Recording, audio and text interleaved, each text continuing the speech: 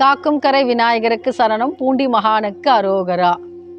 இந்து மதத்தில் மிகப்பெரிய மறுமலர்ச்சியை ஏற்படுத்திய அத்வைதத்தின் மிகப்பெரிய விதையாகவும் பின்பு விருட்சமாகவும் வளர்ந்து நமக்கு மிகப்பெரிய பயன்களையும் நமக்கு அமைதியையும் மற்றும் மறுமலர்ச்சிக்கும் காரணமான ஆதிசங்கரருடைய வரலாற்றை பற்றி நாம் இன்று காணலாம். அத்வைதத்தையும் ஆதிசங்கரையும் நம்மால் பிரிக்க முடியாது. அவர் ஏன் ஆதிசங்கரர் ஏன் அத்வைதத்தை நமக்கு கொடுக்கணும் அப்படின்ற எண்ணம் நமக்கு உண்டாகும். என்ன காரணமாக இருக்க முடியும்? 8ஆம் நூற்றாண்டிலே அவர் பிறந்தார். அப்பொழுதைய காலகட்டத்தில் மூட நம்பிக்கைகள் மிகவும் மலிந்து காணப்பட்டன. அப்போ நமக்கு ஒரு சூரிய பிரகாசம் தேவைப்படுது இல்லையா? ஏன்னா அப்போ இருண்ட காலகட்டமாக இருந்தது. அப்போ கேரளால காலடின்ற ஊர்ல சிவகுரு ஆரியாம்பாள் இந்த தெய்வீக தம்பதிக்கு மகனாக பிறந்தவர் ஆதிசங்கரர். ஆனா அந்த தம்பதிகள்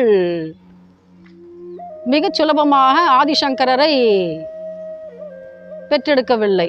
அதற்காக மிகவும் பிரயத்தனப்பட்டார்கள். ஏன்னா அந்த தம்பதிகள் ஆதர்ச தம்பதிகள், தெய்வீக உணர்வு வாய்க்க பெற்றவர்கள்.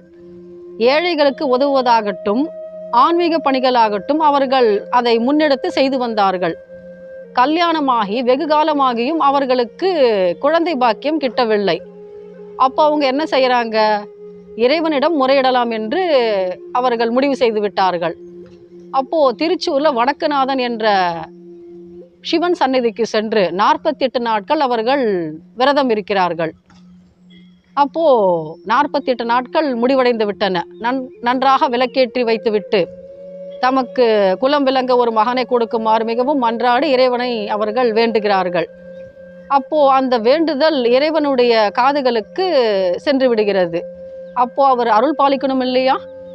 அப்போ அவரு கனவுல பிரசன்னமாகிறாரு. அந்த தம்பதிகளுக்கு அவர் கேட்கிறாரு, மந்த புத்தி உள்ள மிகவும் நீடித்த ஆயுளுடைய ஒரு குழந்தை வேண்டுமா உங்களுக்கு? அப்படி இல்லைன்னா சிறிய ஆயுள் தான், கொஞ்சம் தான் ஆயுள் கொடுப்பான், ஆனா நிறைவான ஒரு ஞானம், இப்படிப்பட்ட ஒரு குழந்தை உங்களுக்கு வேண்டுமா அப்படின்னு கேட்கும் பொழுது சிவகுரு சொல்றாரு, எப்படிப்பட்ட குழந்தை வேண்டும் என்பது உன்னுடைய விருப்பம் அப்படின்னு இறைவன்கிட்டயே தன்னுடைய கோரிக்கையை வச்சுடுறாங்க. அப்போ சிவனுடைய அம்சமாக பிறந்தவர் தான் ஆதிசங்கரர்.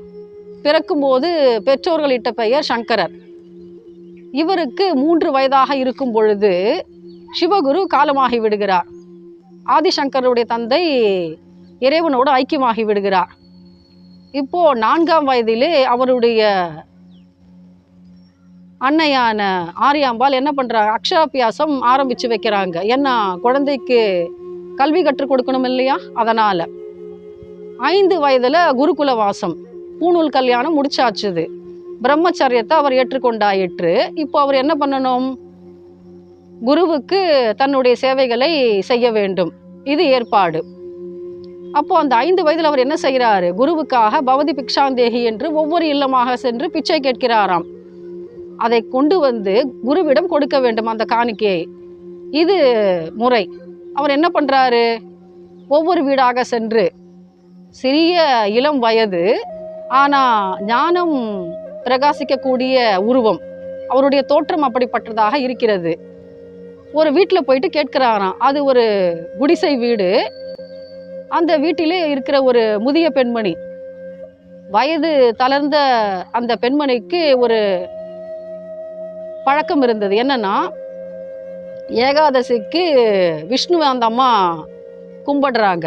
மறுநாள் துவாதசி பாரணை, நெல்லிக்காய் ஒன்று வைத்திருக்கிறார்கள். அது ஒரு உலர்ந்த நெல்லிக்காய், அது மட்டும்தான் அந்த வீட்டில் இருக்கு. ஒரு பிடி அரிசியும் கிடையாது.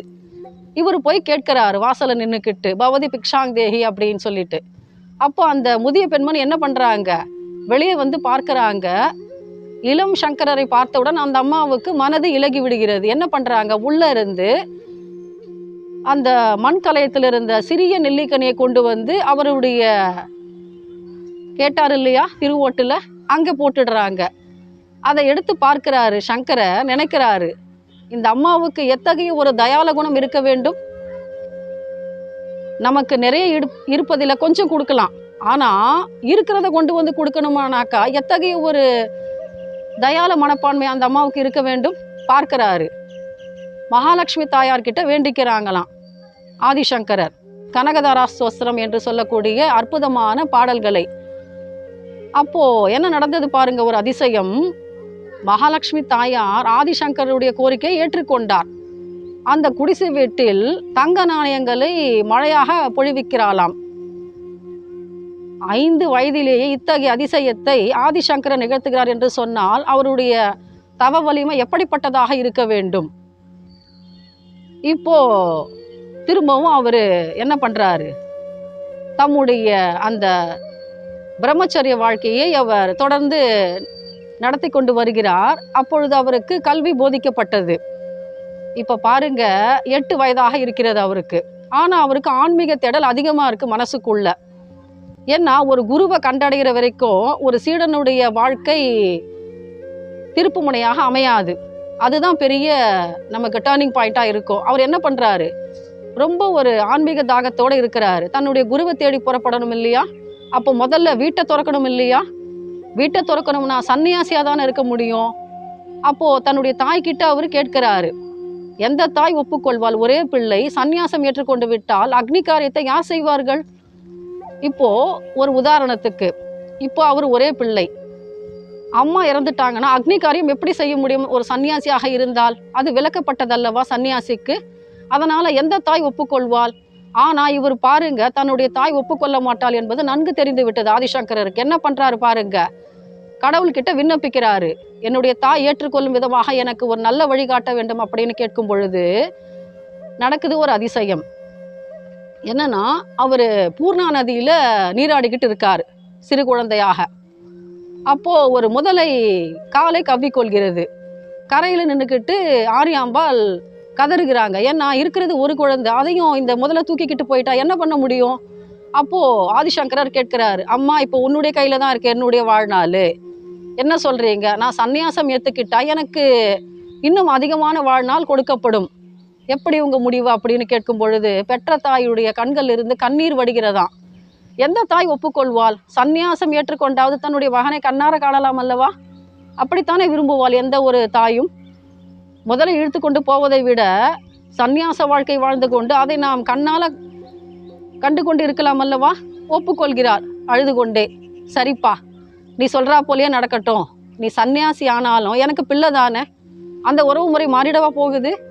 அப்போ முதலை தன்னுடைய பிடியை விட்டு விட்டது. கரைக்கு வந்து விடுகிறார் ஆதிசங்கரர். அப்போ அந்த அம்மா ஒரு சத்தியம் வாங்குறாங்களாம், என்னுடைய மரண தருவாயில நீ எங்க இருந்தாலும் என்கிட்ட வந்து உன்னுடைய திருமுகத்தை எனக்கு காண்பிக்கணும் அப்படின்னு ஒரு சத்தியம் வாங்கிக்கிறாங்க. அவரும் ஒத்துக்கிறாரு, சரிம்மா நான் அப்படியே செய்கிறேன் அப்படின்னு கிளம்பிடுறாரு. அவரு தன்னுடைய குருவை தேடி புறப்படுகிறார். எங்க கிடைக்கிறாரு அவருக்கு குரு? நர்மதா நதிக்கரையில கிடைக்கிறாரு. அவருடைய குருவின் பரம்பரை நமக்கு ஆச்சரியமாக இருக்கும். ஏன்னா கௌடபாதர் மிகப்பெரிய முனிசிரேஷ்டர், அவருடைய சீடர் கோவிந்த பகவத் பாதர். அவர்தான் ஆதிசங்கரருக்கு குருவாக வாய்க்க பெற்றவர், இறைவனால் கொடுக்கப்பட்டவர், அருளப்பட்டவர். அவரு அங்க வராரு நர்மதா நதிக்கரையில. அங்க இருக்கிற மக்களை கேட்கிறாரு, இங்க ஒரு சாது இருக்காரு இல்லையா, அவர் எங்க இருக்காருன்னு சொல்ல முடியுமா அப்படின்னு விசாரிக்கும் பொழுது அவங்க அவ்வளவு சுலபமா சொல்லிடல. ஐயா அந்த குகையில உட்காந்துக்கிட்டு இருப்பாரு, நீங்க போய் பார்க்கலாம் அப்படின்னு. அந்த குகையை 3 தடவை வலம் வந்து வணங்குறாராம் ஆதிசங்கரர். அப்போ தச ஸ்லோகம்னு சொல்லக்கூடிய 10 ஸ்லோகங்களாலான ஒரு செய்யுளை ஏற்றுகிறாராம். அதை குருவுக்கு சமர்ப்பிக்கிறார், என்ன குருவாக ஏற்றுக்கொள்ள வேண்டும் அப்படின்னு விண்ணப்பிக்கிறாரு. அவரும் ஒத்துக்கொள்கிறார் கோவிந்த பகவத் பாதர். அங்கே அவர் வேதங்களை குறைவர கற்றுக்கொண்டு வேற ஒன்றையும் அவர் கண்காணிக்கிறார். என்னன்னா, தன்னுடைய குரு பல சீடர்களுக்கு வேதத்தை கற்பிக்கிறார், போதிக்கிறார். ஆனால் அதற்கு விளக்க உரை எழுதவில்லை. சொல்லி கொடுக்கறதோடு அவருடைய பங்கு முடிந்து விட்டது. இப்போ என்ன பண்ணணும் இவர்? நாம் சொல்லுவோம் இல்லையா ப்ராஜெக்டுன்னு, அதை இவர் கையில் எடுக்கிறார். அப்போ அவருக்கு என்ன வயசு இருக்க முடியும்? 4 வருடங்கள் தன்னுடைய குருவிற்கு அவர் சேவை செய்கிறார். 12 வயதில் ஆரம்பிக்கிறார்.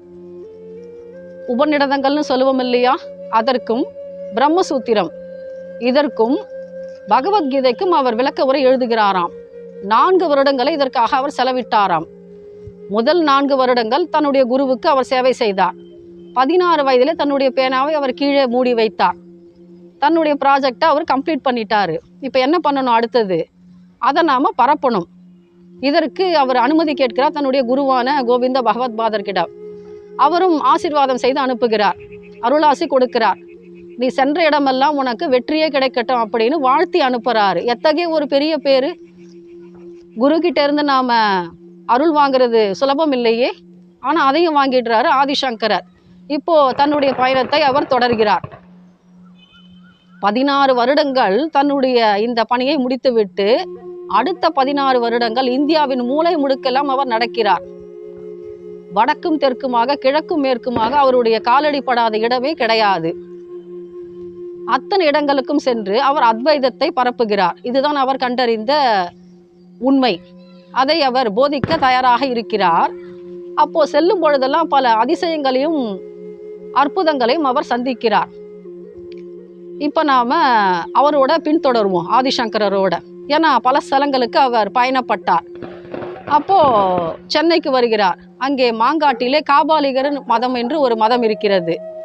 அந்த மதத்தில் உள்ளவர்கள் ஆதிசங்கரிடம் வாதாடுகிறார்கள், தன்னுடைய மதமே உயர்ந்தது என்று. ஆனா அதை முறியடிக்கிறார் ஆதிசங்கரர். மிகவும் ஆணித்தரமாக அத்வைதமே சிறந்தது என்பதை ஒப்புக்கொள்ள வைக்கிறார். இது ஒரு வாதம் முடிந்ததா? இப்போ பாருங்க, ஒரு சின்ன நிகழ்வு என்னன்னா, தன்னுடைய தாய் தன்னுடைய மரண தருவாயில் இருக்கிறத அவர் உணர்ந்துக்கிறார். ஏன்னா அவர் ஒரு யோகி. அப்போ அவர் என்ன பண்ணணும், அங்கிருந்து கிளம்பணும், காலடிக்கு போகணும் கேரளாக்கு. அங்க போயிட்டு தன்னுடைய தாயை பார்க்கிறார். பார்த்தவுடன் அந்த அம்மையாருக்கு மிகுந்த மகிழ்வு. ஏன்னா தன்னுடைய ஒரே புதல்வன் தம்மிடம் வந்து விட்டார் அல்லவா. அதனால இப்ப கண்மூடும் தருவாயில அவர் சில தெய்வீக காட்சிகளை கொடுக்கிறாரு தன்னுடைய தாய்க்கு, தன்னுடைய யோக சக்தியின் மூலமாக. இப்போ அந்த அம்மாவுக்கு மனநிறைவு எய்தி விட்டார் அல்லவா. இப்போ அந்த அம்மா காலமாகி விட்டார். இப்போ பாருங்க, அக்னி காரியம் செய்ய வேண்டும். அதற்கு ஊரார் ஒப்புக்கொள்ளவில்லை. ஏன்னா இவர் சன்னியாச தீட்சை வாங்கிக்கிட்டாரு. இவர் எப்படி செய்ய முடியும் அக்னி காரியம்னு சொல்லிட்டு யாரும் கிட்ட வரல. அம்மாவோட சடலத்தை தனியாவே எடுத்து வைக்கிறாரு வாழைத்தண்டுகள் மேல. வாழைத்தண்டு எங்காவது எரியுமா? ஆனா தன்னுடைய யோக சக்தியால் அதையும் செய்கிறார் ஆதிசங்கரர். சிதைய மூட்டுறாரு. எப்படி மூட்டுறாரு? அக்னியை தன்னுடைய கைகளால் அவர் தொடல. ஆனா கண்ணை மூடி தியானம் செய்யறாரு. என்னுடைய தாய்க்கு நான் இறுதி சடங்கு செய்ய வேண்டும், அதற்கு அக்னியை நீ உதவ வேண்டும் அப்படின்னு சொல்லும் பொழுது தானாகவே தீப்பற்றி எரிந்ததாம். யாரும் உதவலன்னு சொன்னாலும் இறைவன் உதவி இருக்கிறார் அல்லவா ஆதிசங்கரருக்கு. இப்போ தாய்க்கு இறுதி சடங்கு முடித்தாயிற்று. இப்போ என்ன பண்ணணும்? இவர் புனித நதியில நீராடணும் இல்லையா தன்னுடைய தாய்க்காக. அதற்காக பிரயாகை புறப்படுகிறாராம். பிரயாகை சென்று அங்கே நீராடி விட்டு வரும்பொழுது கரையில ஒருத்தரை பார்க்கிறாரு. அவருடைய பெயர் ஸ்ரீ குமாரில பட்டர். அவர் என்ன பண்றாரு பாருங்க, உமின்னு சொல்லுவோம் இல்லையா, நெல்லிலிருந்து பிரித்து எடுப்பார்கள், அதை தன்னை சுற்றி மூடிக்கொள்கிறாராம். அதிலே அக்னியை வைத்தாயிற்று, தீ வைத்தாயிற்று. இப்போ தீ என்ன பண்ணும், கொஞ்சம் கொஞ்சமா எரிஞ்சுக்கிட்டு இருக்கோம். இதற்கு என்ன பெயர்னா துஷாக்னி பிரவேசம் என்று ஒரு பெயராம். ஏன் இந்த காரியத்தை அவர் செய்யறாருன்னு கேட்கிறாரு ஆதிசங்கரர் குமாரில பட்டர்கிட்ட. ஐயா நீங்க என்ன செய்யறீங்க, எனக்கு புரியலையே அப்படின்னு கேட்கும் பொழுது அவர் சொல்றாரு, நான் பூர்வ மீமாம்சை என்ற ஒரு கோட்பாடை வைத்திருக்கிறேன். ஆனா அதற்கு முன்னாடி நான் பௌத்தத்தை கத்துக்கணும்னு விரும்பினேன். பௌத்த மத கோட்பாடுகளை தெரிஞ்சுக்கணும்னு நான் ஆசைப்பட்டு பௌத்தர்கள் கிட்ட போனேன். ரொம்பவும் உண்மையாவே நான் நடித்தேன். அப்போ அவங்க என்ன பண்ணாங்க, தன்னுடைய மத கருத்துக்களையும் அதில் இருக்கக்கூடிய ரகசியங்களையும் எனக்கு கற்பித்தாங்க, என்ன பாதுகாத்தாங்க. ஆனால் நான் என்ன பண்ணேன், அந்த பௌத்த மதத்தை கற்றுக்கிட்டு அவங்களையே நான் முறியடிச்சிட்டேன் என்னுடைய இந்த பூர்வ மீமாம்சை என்று சொல்லக்கூடிய கோட்பாடை கொண்டு. ஆனால் இங்கே ஒரு தவறை நான் செஞ்சுருக்கேன். என்னன்னா, அவங்கள நான் ஏமாத்திருக்கேன் இல்லையா, நான் ஒரு பௌத்தன்னு சொல்லிட்டு. அப்போ அதற்குண்டான தண்டனை என்னன்னு பார்க்கும் பொழுது இந்த உமியால் என்னை நான் மூடிக்கணும், என்னுடைய உடலை தீய வச்சுக்கணும். அது கொஞ்சம் கொஞ்சமாக எரியும், நானும் எரிந்து சாம்பலாக போயிடுவேன். அதுதான் பரிகாரம், அதைத்தான் நான் செஞ்சுக்கிட்டு இருக்கேன் அப்படின்னு. அப்போது ஆதிசங்கரர் நிதானமாக கேட்டுக்கிட்டு இருக்காரு. அப்போது அவர் சொல்கிறாரு, நீ உன்னுடைய அத்வைதம் பெரியதுன்னு சொல்கிறல்ல, என்னுடைய சீடன் ஒருத்தன் இருக்கான் மகிஷ்மதின்ற ஊரில், மண்டன மிச்ரன்ற பேரில், அவங்கிட்ட போயிட்டு நீ வாதம் செய்யணும், அப்போ நான் ஒத்துக்கிறேன் நீ ஜெயிச்சதா அப்படின்னு. ஏன்னா இவர் இறக்குற தருவாயில் இருக்கார் குமாரில பட்டர். துஷாக்னி பிரவேசம் என்று சொல்லக்கூடிய ஒரு நிகழ்வை அவர் செய்து கொண்டிருக்கிறார். அப்போ அவர் என்ன பண்ணுறாரு ஆதிசங்கரர், கொஞ்சமும் யோசிக்காம, சரி நாம் மகிஷ்மதிக்கு போவோம். அங்கே இவர் சொல்கிறாரு இல்லையா, இவருடைய குரு மண்டன மிஸ்டர், அவர்கிட்ட நாம் வாதம் பண்ணலாம் அப்படின்னு புறப்பட்டு போகிறார். அப்போது என்ன நடந்தது என்பதை பற்றி நாம் அடுத்த அத்தியாயத்தில் தெரிந்து கொள்ளலாம். எப்படி அவர் வாதத்தில் வென்றார் என்பதை பற்றி மிகவும் சுவாரஸ்யமாக நாம் பார்க்கலாம். மீண்டும் சந்திப்போம். காக்கும் கரை விநாயகருக்கு சரணம். பூண்டி மகானுக்கு அரோகரா.